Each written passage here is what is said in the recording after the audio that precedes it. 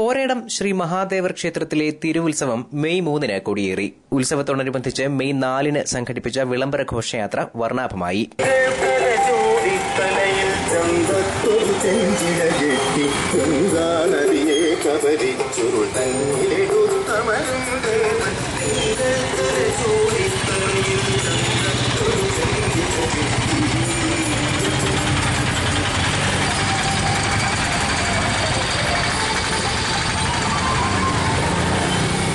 തുടർന്ന് നടന്ന സാംസ്കാരിക സമ്മേളനം MP N പീതാംബരക്കുറുപ്പ് ഉദ്ഘാടനം ചെയ്തു.